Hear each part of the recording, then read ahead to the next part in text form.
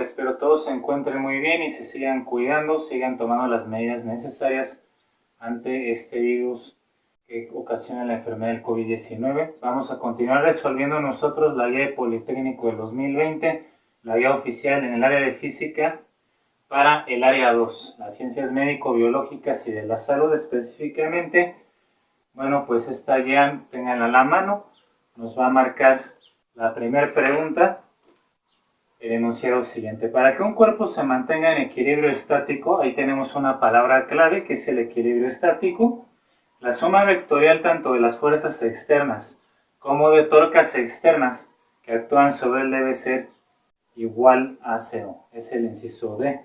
Igual a 0, bueno, básicamente para que un cuerpo esté en equilibrio estático, es decir, para que este cuerpo no se mueva, ¿sí?, o permanezca en reposo, eso quiere decir que sea estático, tanto por la primera ley de Newton y la primera condición de equilibrio, la suma de fuerzas externas que actúan sobre él debe ser 0. Por ejemplo, en esta guía, el peso es una fuerza externa debida al campo gravitacional de la Tierra y mi mano está ejerciendo también una fuerza que le llamamos fuerza normal hacia arriba, una fuerza externa de mi mano hacia la guía, para que ésta no caiga, y entonces la suma de vectorial del peso que va hacia abajo y de la fuerza normal que va hacia arriba se cancela o se hace 0. También la suma de torcas, que tiene que ver con la segunda condición de equilibrio, tiene que ser igual a 0. Entonces la suma de las torcas tiene que ser igual a 0.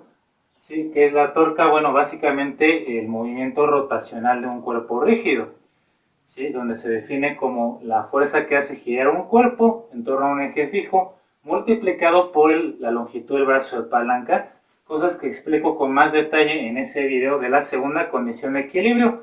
Voy a dejarte un enlace ahí para que, si es necesario, lo consultes y repases esto más a fondo. Vamos a entonces ahora a la pregunta número 2. Al colocar sobre el mar una piedra de 5 gramos se hunde, pero una lancha de madera de 100 kilogramos flota. ¿Esto por qué se debe? Bueno, es debido a que estos cuerpos tienen diferente, inciso A, densidad, ¿no? Obviamente, de hecho, la densidad es lo que va a marcar si un cuerpo se hunde o no. La densidad, representada con la letra griega ρ, es igual a la masa del cuerpo entre su volumen, y es lo que realmente determina si el objeto se hunde. Si es más denso que el agua, entonces se hunde. Si es menos denso que el agua, va a flotar. O si tiene una densidad semejante al líquido, al agua en este caso, va a sumergirse parcialmente o una parte de él únicamente. Así que la densidad es lo que determina esto. Y también se trabaja el principio de Arquímedes en esto de la flotación. Pregunta número 3. Vamos a tener un pequeño problema. Dice: un aparato funciona con estas especificaciones: 120 volts y 60 watts. Si trabaja durante un minuto, tiempo 1 minuto, calcular la cantidad de energía que pierde o que está emitiendo. Bueno, aquí nosotros, como nos pide el calcular la cantidad de energía o el trabajo, que es equivalente a la energía, trabajo lo vamos a estar definiendo nosotros, como se suele ver en electricidad, como potencia multiplicado por tiempo. ¿Y esto por qué? Bueno, por la definición de la potencia. La potencia es trabajo entre tiempo, ¿no? Justamente. Eso es lo que nosotros sabemos o reconocemos de la potencia mecánica. O potencia eléctrica también se puede aplicar aquí. Trabajo realizado por el aparato eléctrico dividido entre el tiempo que le toma o está en operación ese aparato. Y despejé el trabajo, el tiempo pasa multiplicando y vamos a sustituir. Tenemos esos datos. El aparato tiene una potencia que se mide en watts, siempre 60 watts.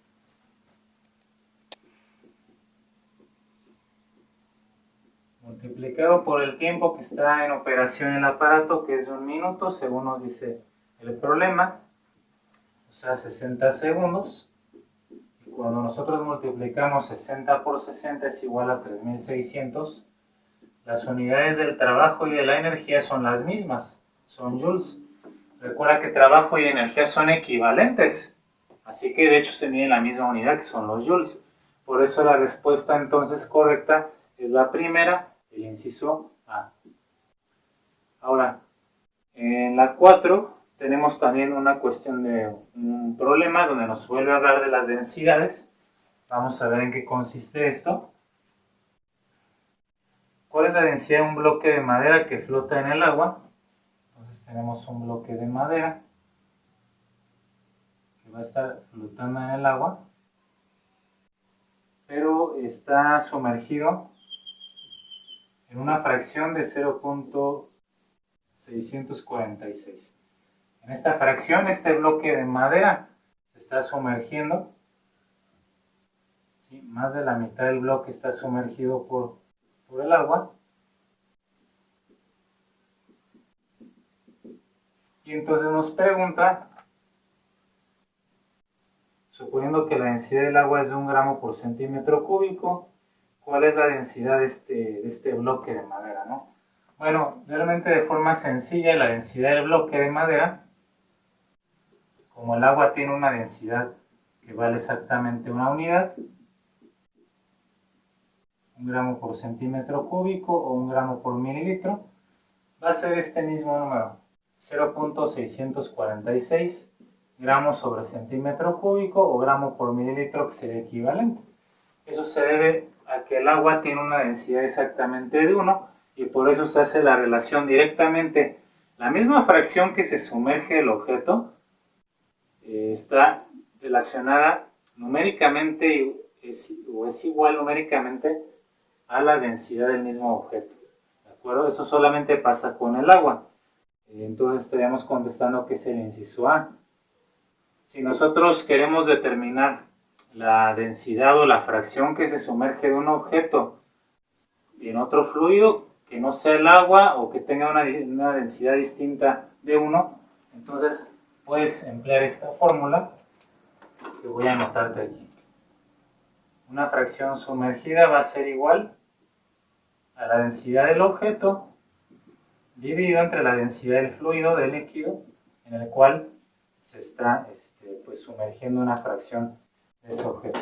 Entonces con eso obtienes la fracción. Aquí tú hubieras despejado la densidad del objeto y hubiera sido entonces la fracción sumergida, que es 0.646, por la densidad del fluido multiplicado por 1, pues por eso igualmente no cambia, ¿de acuerdo? Así pasamos a la pregunta 5. Recomiendo apréndete esta fórmula. Tenemos una gráfica de velocidad de metros por segundo contra tiempo, medido en segundos, de un objeto moviéndose a lo largo de una trayectoria mostrada en esta figura. Encontrar el intervalo de tiempo donde desacelera, o sea, donde pierde velocidad o su aceleración disminuye. Bueno, gráficamente esto es muy sencillo. Únicamente tenemos que ver las pendientes. Una pendiente positiva, la aceleración es positiva, o sea que aumenta la aceleración. Aquí la aceleración es constante, no sube ni baja. Perdón, la velocidad es constante. Y aquí anteriormente la velocidad también aumenta. Si aumenta la velocidad, aumenta la aceleración, o la aceleración es positiva. Aquí, como la velocidad no sube ni baja, que es lo que tienes en el eje Y, la velocidad es constante, abrevio constante como CT. Luego, ¿qué pasa? Aquí pierde velocidad, ¿no? La velocidad es negativa y cuando la velocidad se pierde, la aceleración también va a ser menor o negativa. Así que el intervalo que corresponde a esta sección, vamos a ver nosotros el dibujo, es de los 20 a los 25 segundos. En este intervalo es justamente donde el objeto desacelera o pierde velocidad, el inciso C. Y listo, ¿no? Eso es todo lo que teníamos que observar nosotros. Podemos pasar a la pregunta número 6, donde nos dice que se tienen 3 fuerzas, una de 10 newton a 0 grados. Vamos a ir realizando la gráfica. Entonces 10 newton a 0 grados.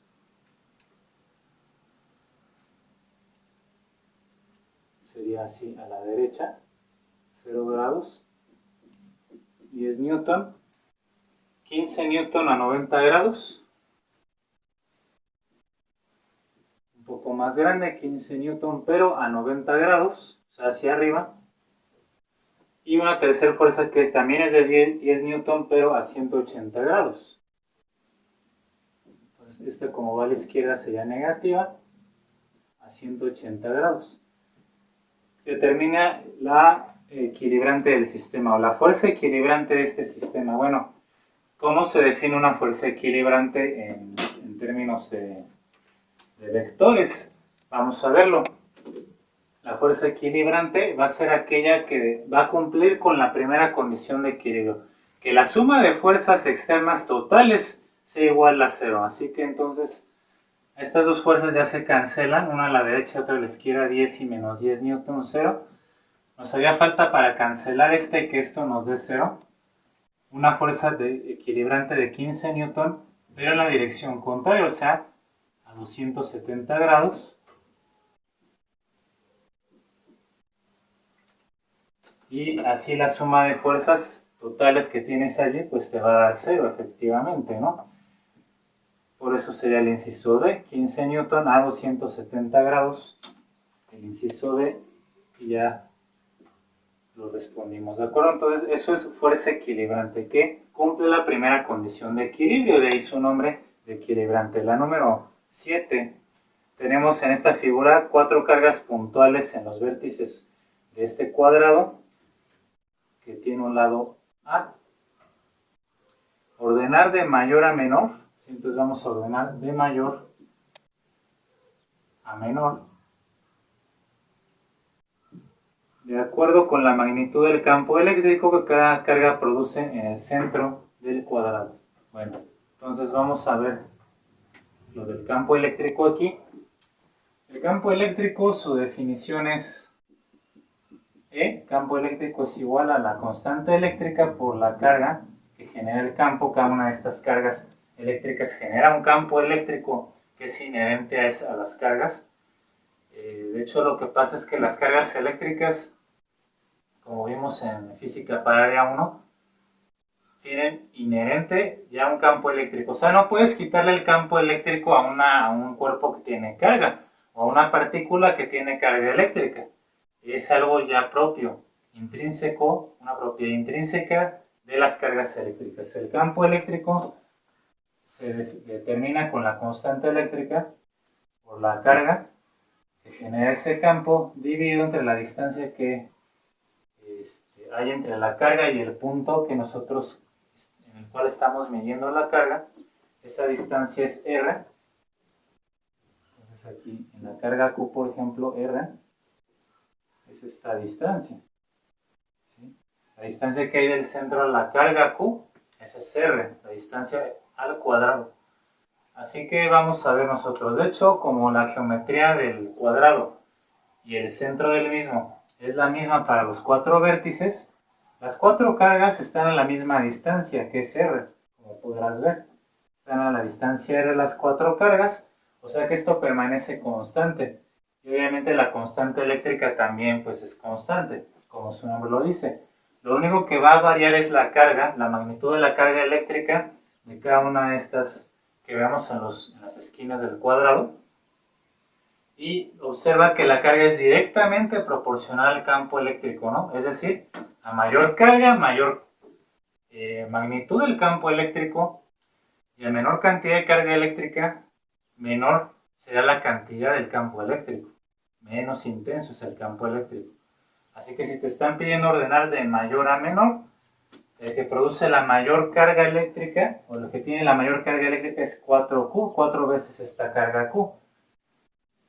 En 4Q es el que produce el mayor campo eléctrico en el centro del cuadrado, luego 3Q, 2 veces la carga Q y finalmente una unidad de carga Q. Y vamos a ver cómo lo expresan las respuestas de opciones múltiples aquí, en la pregunta 7, y están numerados, ¿no?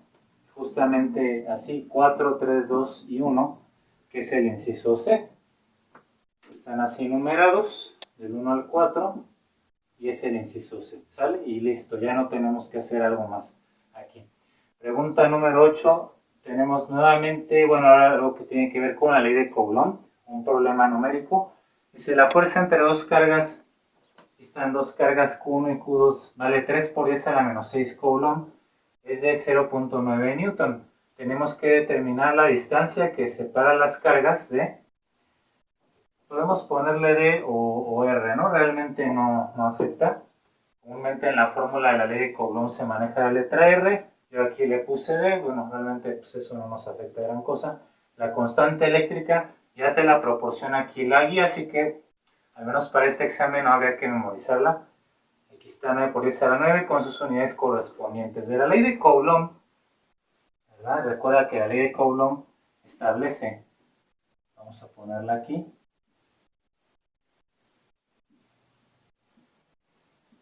la ley de Coulomb establece que la fuerza, la magnitud de la fuerza eléctrica, ya sea fuerza de atracción o de repulsión entre dos cargas eléctricas, es la constante eléctrica por el producto de las cargas y dividido entre la distancia al cuadrado. Se parece mucho a la fórmula del campo eléctrico, con la diferencia de que la ley de Coulomb maneja dos cargas por lo menos, y el campo eléctrico solamente se enfoca en una carga a la vez.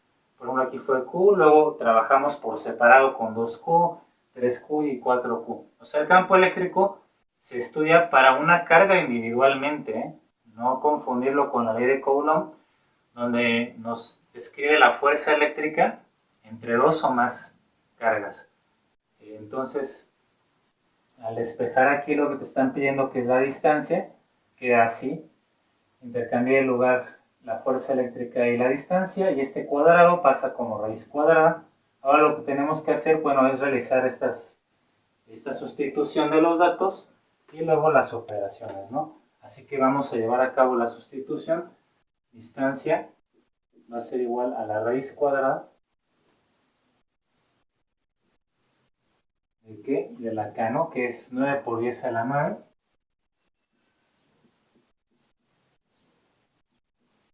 Newton metro cuadrado sobre Coulomb al cuadrado.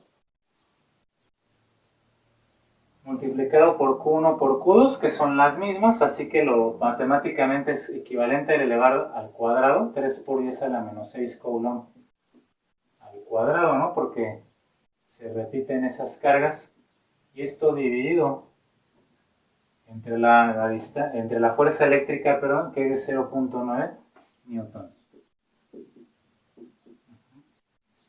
Muy bien, entonces cuando nosotros vamos realizando estas operaciones, ¿no? Sin la calculadora, lo más importante va a ser pues también el manejo de la notación científica.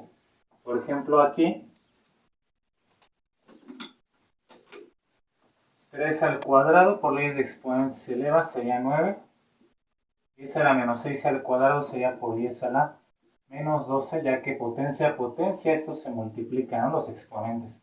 Coulomb al cuadrado. Así este Coulomb cuadrado arriba se va a eliminar con el Coulomb cuadrado de abajo. El Newton de arriba se va a eliminar con Newton abajo y va a quedar metro cuadrado, que después se cancela por la raíz cuadrada. Bien, vamos a calcular esto. 9 por 9 es igual a 81. Se multiplican los números que no tienen el exponente de base 10. Y luego esto entre 0.9. Lo que es lo mismo, 9 por 10 a la menos 1, si lo conviertes en notación científica, para manejarlo ahorita un poquito más fácil. 10 a la 9, entonces, ahora, por 10 a la menos 12 sería que 10 a la menos 3, y esto ya está en metros cuadrados, raíz cuadrada de esto.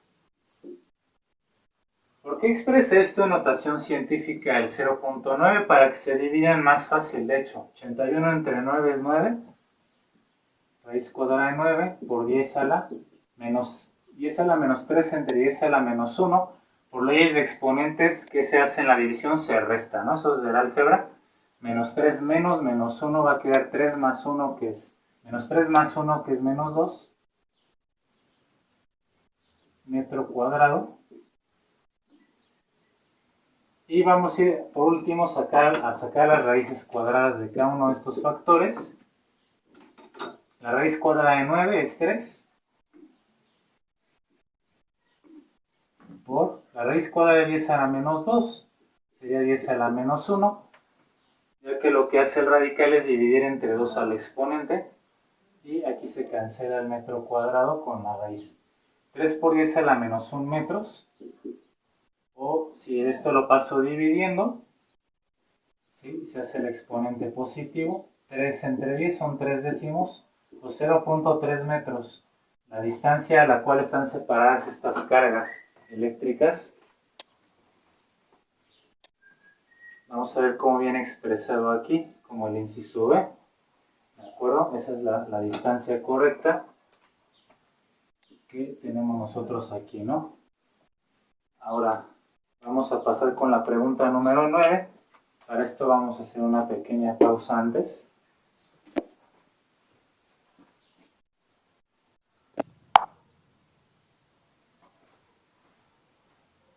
Bueno, una disculpa, pasó el tren, entonces si no interfiere. Entonces ahí está, ya hice un reajuste de la cámara, o no estaba apareciendo la parte derecha. Veo cómo se cancelan las unidades que decía, Coulomb cuadrado con el metro cuadrado se va a eliminar con la raíz, ¿no? Y el manejo de la notación científica. Vamos a pasar a la pregunta 9. Tenemos un par de resistencias de 5 y 10 ohms conectadas en paralelo, y vamos a determinar la resistencia total o la resistencia equivalente de este circuito. Entonces la fórmula para los circuitos en paralelo es en forma de recíprocos. 1 entre resistencia total es igual a 1 entre la resistencia 1 más 1 entre la resistencia 2 en este caso. Así sustituyendo 1 entre 5 ohm más 1 entre 10 ohm. Vamos a hacer la suma de fracciones. Primeramente el mínimo común múltiplo, común denominador entre 5 y 10 va a ser 10 si tú lo obtienes. El ohm, como es común también, lo vas a poner una vez como común denominador. Entonces dividimos 10 ohm entre 5 ohm. 10 entre 5 son 2 por 1, 2. Ohm entre ohm pues se cancela, ¿no? Ya no se va a anotar. Lo mismo pasa con la segunda fracción. Vamos a hacer lo mismo. 10 entre 10, 1 por 1, 1.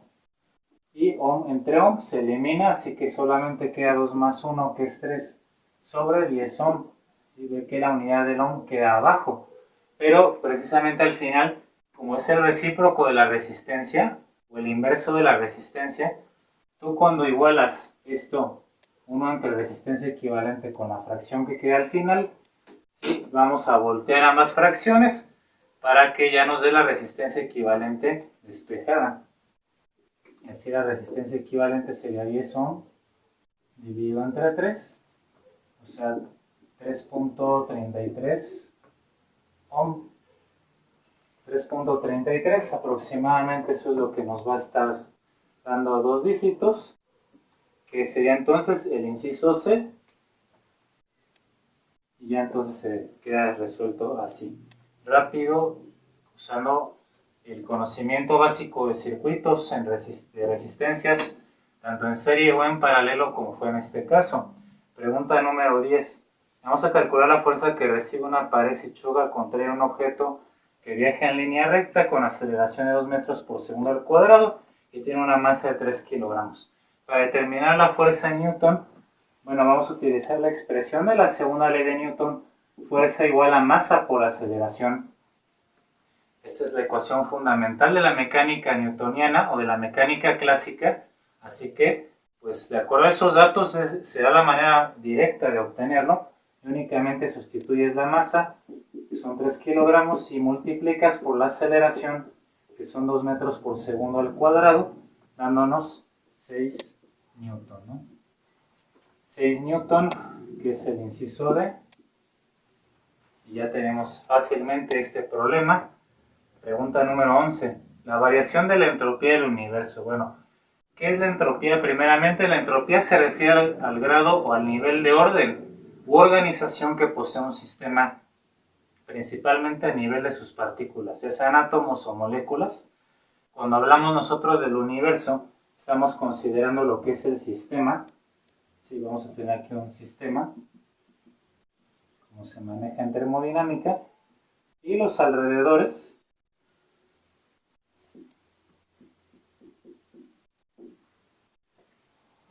pues se van a tomar como una región donde se ha afectado más que nada el sistema.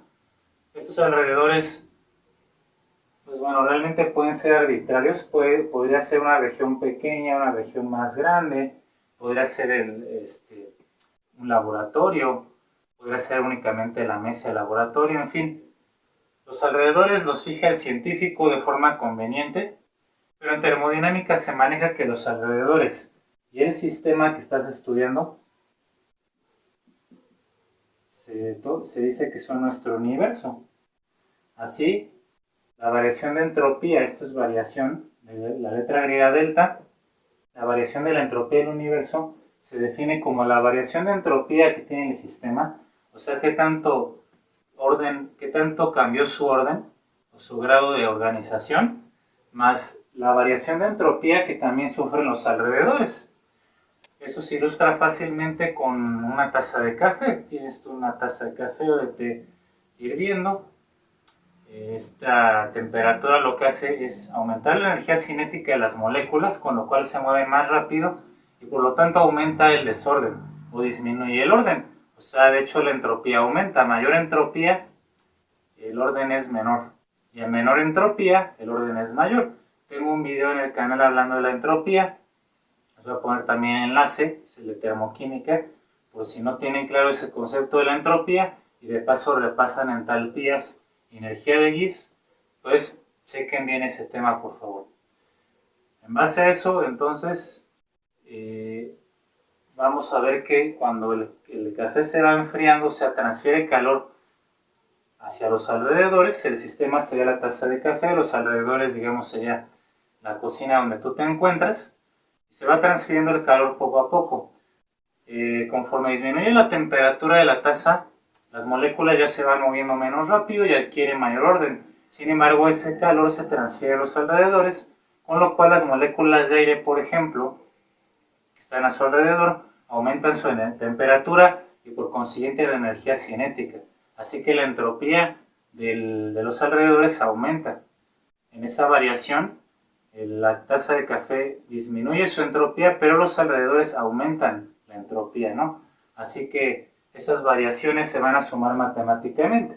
Aquí la pregunta nos habla de procesos irreversibles y reversibles. Un proceso que es irreversible es aquel proceso que se va a estar llevando a cabo de manera muy rápida.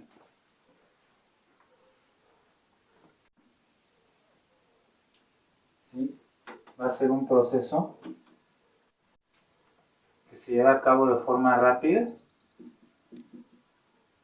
Y en estos casos de procesos irreversibles o que no pueden revertirse, como el nombre lo dice, ya que se llevaron a cabo de forma rápida, la variación de la entropía del universo va a aumentar.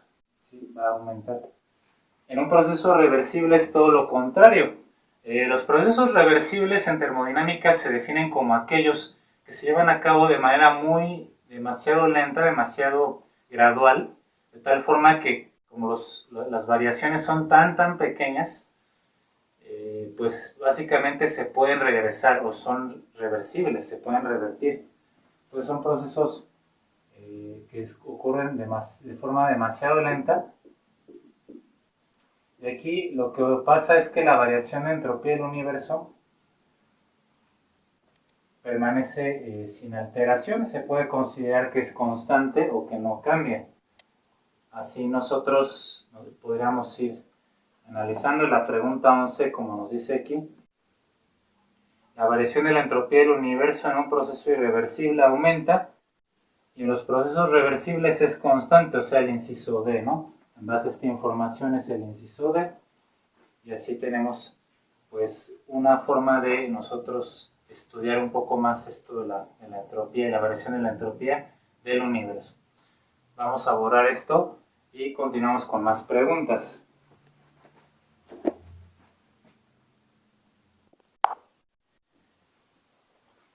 Pregunta número 12. Entonces seguimos aquí leyendo nuestra guía oficial. Relación de columnas. Relaciona el concepto con su modelo matemático. La segunda ley de Newton. Bueno, aquí la segunda ley de Newton está expresada de una forma no convencional, digamos, es la letra B. Eso más que nada se ve en física, pues ya a nivel superior, pero pues no sé por qué lo incluyen aquí. Sin embargo, vamos a tratar de explicar un poco esto. La fuerza como vector se va a definir también equivalentemente Newton. Recuerden que Isaac Newton también fue el descubridor, el inventor del cálculo, ¿no? Entonces, en una de sus definiciones él maneja que es una derivada, la fuerza, el vector de fuerza, es la derivada de P, que es la cantidad de movimiento, que es el producto de la masa por la velocidad de una partícula. Eso se define como cantidad de movimiento.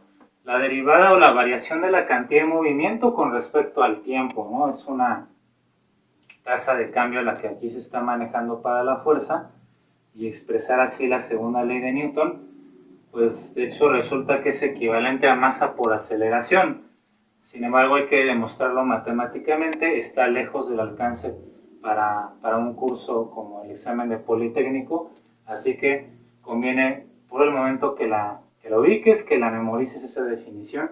Y esto es cantidad de movimiento, que es el tema que se ve en colisiones, que también subiré al canal hablando de ese tema ya en estos mismos días.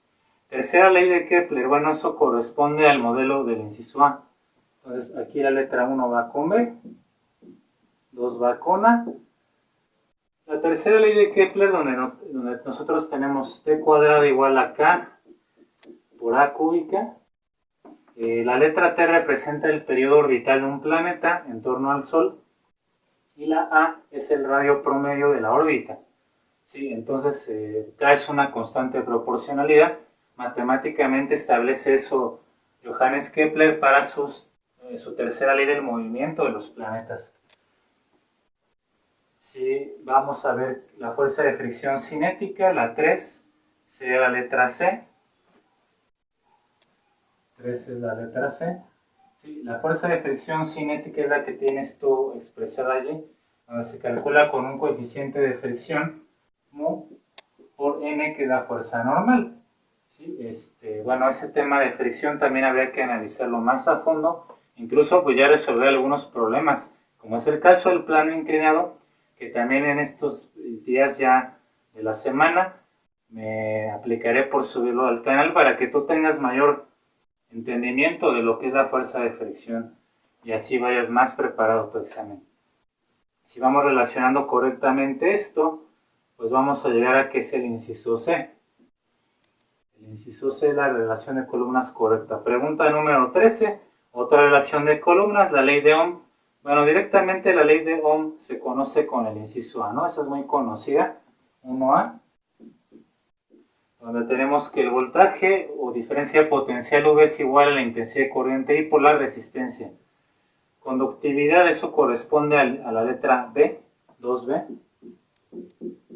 La conductividad eléctrica, aquí te explico un poquito qué es 1 sobre ρ, donde la letra griega ρ representa a la resistividad. La resistividad es un tema que se estudia mucho en los circuitos eléctricos. De hecho, también platicamos de ella en área 1, para física de área 1. Y si me da tiempo, porque es uno de los temas finales, pues espero subir un video explicando el tema con más detalle, ¿no? De momento la resistividad se relaciona a la resistencia, y la conductividad, recuerda entonces, es el recíproco o el inverso de la resistividad. Tema que quizá no hayas visto tú en tu programa educativo en la escuela. Resistencia eléctrica, pues sería el inciso la 3 con la C, con la columna C, ρ por L entre A. Hicimos un problema en física para el área 1, donde se les plantea calcular el área de un cable, de un conductor. ρ nuevamente es la resistividad, L es la longitud del cable, y A representa el área de la sección transversal de ese conductor eléctrico. Si nosotros vamos relacionando correctamente estas letras, llegaremos a que la respuesta es el inciso A, entonces.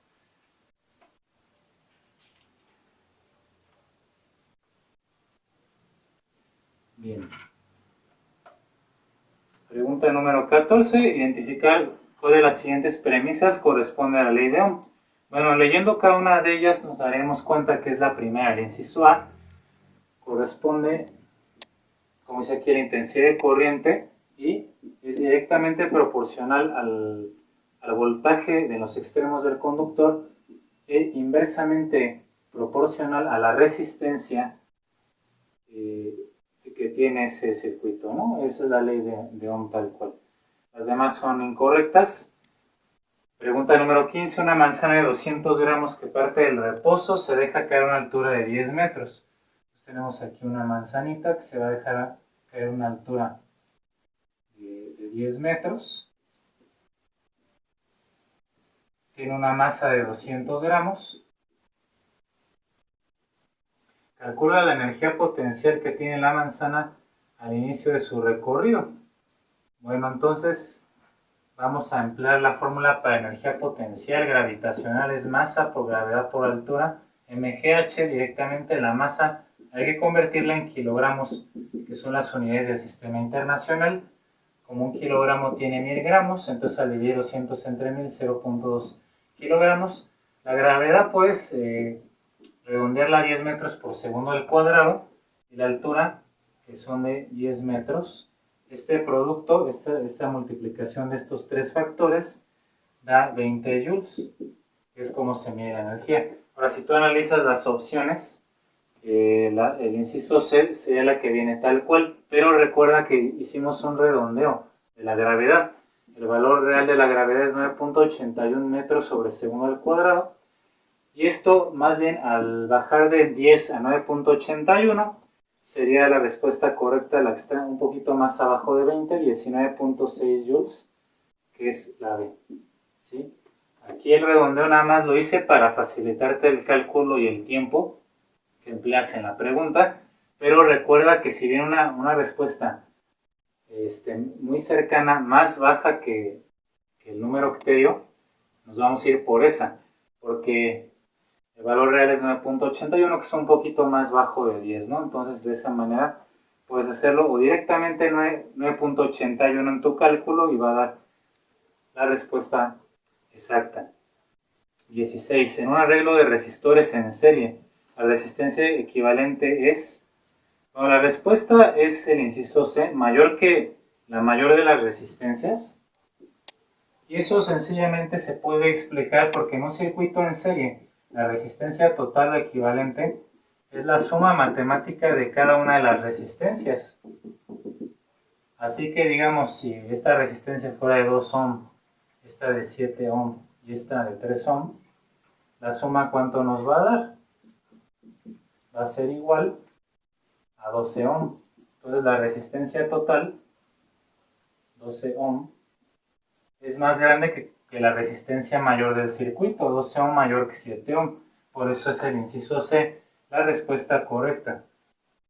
Pregunta número 17. Si en un conductor circula electricidad, parte de la energía cinética de, es inciso A, los electrones. Cuando te habla de corriente eléctrica o de una circulación de electricidad, pues, ¿qué partículas son las que circulan en los metales, en los conductores? Son los electrones, que están fuera del núcleo del átomo, y sobre todo los electrones de valencia, como se ve en el modelo de enlace metálico que vimos en química. Pregunta número 18. En el movimiento rectilíneo uniformemente variado o acelerado, la velocidad final se puede calcular con la expresión v es igual a velocidad inicial o velocidad al tiempo cero más aceleración por tiempo. Cuando despejamos la aceleración, ¿cómo queda? Este número primero que está sumando va a pasar restando, b menos b0, y el tiempo que está multiplicando pasaría dividiendo, y ahí tenemos el despeje de la aceleración, el inciso C. Problema 19. Si en un auto se mueve a 180 km por hora, calcular la distancia que recorrerá durante 30 minutos, ¿no? Entonces, velocidad es distancia entre tiempo. Y despejamos la distancia, queda velocidad por tiempo. Sustituye los datos. la velocidad son 180 kilómetros por hora, multiplicado por el tiempo, que debe estar no en minutos sino en horas. 30 minutos es media hora o 0.5 horas, para que las horas se puedan cancelar, ¿no? Es donde te das cuenta, las unidades se tienen que cancelar, y entonces de esa manera sabes que si está el tiempo en horas aquí, lo conviertes a horas también, y entonces la mitad de 180 igual a 90 kilómetros sería la distancia que estaría recorriendo este cuerpo en ese tiempo, el inciso D. Finalmente vamos a resolver la 20 en esta primera parte de física para área 2. De acuerdo con la ley de Coulomb, cuando la distancia entre dos cargas hay que llenar el espacio 3 veces, la magnitud de la fuerza se aumenta o disminuye 9 veces. Bueno, estamos hablando de distancia de cargas. Distancia y fuerza más bien. Entonces la ley de Coulomb habla, fuerza eléctrica otra vez es K por Q1 por Q2 entre la distancia R que la separa al cuadrado. Entonces aquí, cuando yo voy analizando la proporcionalidad de las cargas y que la distancia es inversamente proporcional a la fuerza, el cuadrado de la distancia, ¿sí? Entonces de hecho llegaríamos a que es el inciso C. Vamos a explicar por qué. Si nosotros entonces llenamos con la C, dice la distancia entre dos cargas disminuye 3 veces, tenemos una distancia R entre esas cargas, que ahora se va a disminuir a la tercera parte únicamente, la fuerza eléctrica original, entonces va a aumentar ahora, al disminuir la distancia, la fuerza aumenta, pero ¿cuántas veces? Aumenta con el cuadrado de la distancia, entonces R cuadrada sobre 9. Este 9 es el que me dice cuántas veces aumenta la fuerza. 9, el cuadrado de 3, que es 9, por eso es el inciso C. De esa manera, pues estamos ya nosotros resolviendo los problemas en la primera sección de física. Vamos a continuar para la próxima con la parte 2. Seguramente hoy mismo o mañana más tardar estaré subiendo la parte 2 de física para el área de ciencias biológicas y de la salud. Espero les haya sido de utilidad, les haya gustado. Si creen que hay algo más que tenga que mejorar, por favor háganmelo saber en la caja de comentarios, y eso a mí me retroalimenta, me ayuda a seguir mejorando día con día. Así que les agradezco su atención y nos vemos en el siguiente.